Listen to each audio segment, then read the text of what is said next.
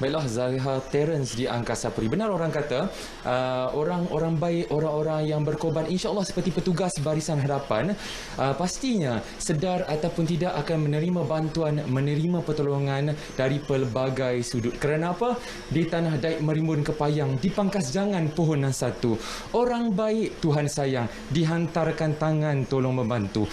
Bicara tentang bantuan yang dihulurkan, pertolongan ataupun tangan yang dihulur, saya hari ini berlintas langsung di Taman Pokok Sena Kepala Batas, atau lebih spesifiknya lagi di rumah individu yang saya kira terpanggil untuk membantu petugas Barisan Harapan. Seperti mana dapat saksikan tadi, ada mesin, ada peralatan yang direka cipta oleh beliau untuk membantu petugas Barisan Harapan kita, insya-Allah. Baiklah, mungkin anda yang berada di rumah tertanya-tanya, pertolongan apa untuk sebelum memperincikan dan memberi info tentang produk ataupun barang yang direka oleh individu tersebut, izinkan saya memperkenalkan terlebih dahulu individu yang saya masukkan. Baiklah, bersama saya ketika ini individu ataupun tuan rumah kita hari ini, Encik Muhammad Amirul Hakim, siswa ijazah sarjana kejuruteraan avionik. Baiklah, terima kasih Encik Amirul kerana sudi meluangkan masa bersama penonton Cerita Pagi kita pada hari ini. Baiklah Encik Amirul, mungkin penonton RTM tertanya-tanya, apakah produk yang kita masukkan hari ini? Mungkin Encik Amirul boleh perincikan sikit tentang produk yang kita masukkan?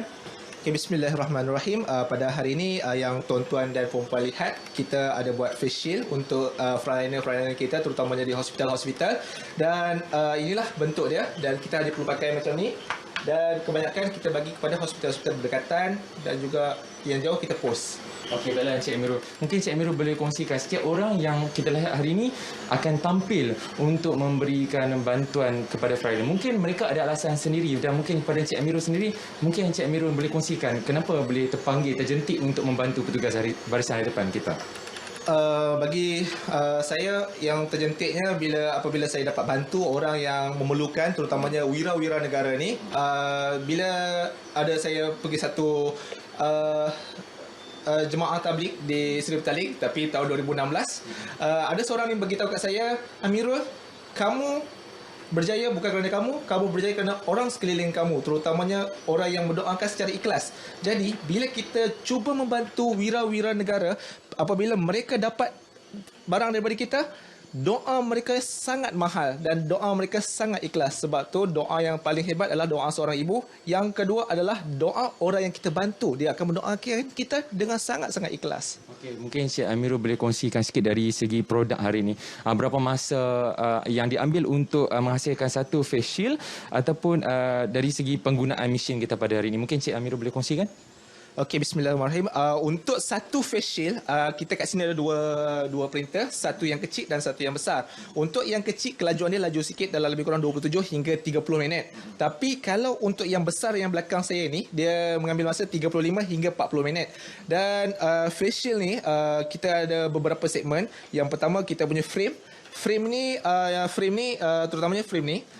Yang frame ni, saya dan family akan buat, terutamanya saya, adik dan mak. Dan untuk yang kita punya plastik cover ni kebanyakannya dibantu oleh jiran-jiran tetangga saya. Mereka sanggup potong tebuk lubang untuk kita siapkan satu face shield ni. Mungkin Cik Amirul boleh kongsikan berapa masa ambil dan berapa face shield yang dah berjaya disediakan? Sepanjang 2 minggu lebih, Alhamdulillah setakat ni kita dah berjaya menghasilkan 800 unit face shield selama 2 minggu. Untuk satu hari yang kita boleh hasilkan, personal saya adalah sebanyak 40 hingga 50 face shield. Ya. Dihantar ke hospital di kawasan utara ke macam mana? Untuk sekarang ni kebanyakan saya akan dahulukan kawan-kawan saya yang doktor, yang nurse dekat sini, terutamanya dekat Hospital Bukit Mentajam. Hospital esok kita akan hantar ke GH, dan juga kita hantar ke yang ada permintaan. Okeylah, mungkin Cik Amirul boleh kongsikan harapan Cik Amirul sebagai individu yang terpanggil untuk membantu. Mungkin ada pesanan untuk orang-orang luar untuk panggil lagi bantu frontliner kita?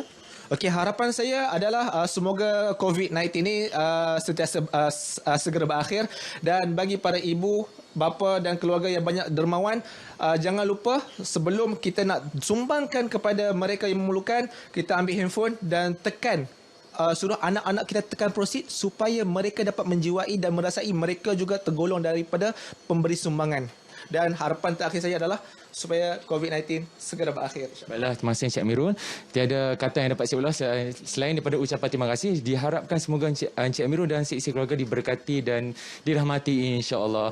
Baiklah, Zaliha, Terence, sedikit ataupun banyak, besar ataupun kecil bukan menjadi kayu ukur sebenarnya, tetapi rasa kasih, rasa simpati yang rasa sama-sama mahu berkongsi beban, itu yang menjadi keutamaan. Kerana apa? Kita rakyat Malaysia terkenal dengan hidup bak serumpun bak serai dan juga mengamalkan peradaban berat sama dipikul, ringan sama dijinjing.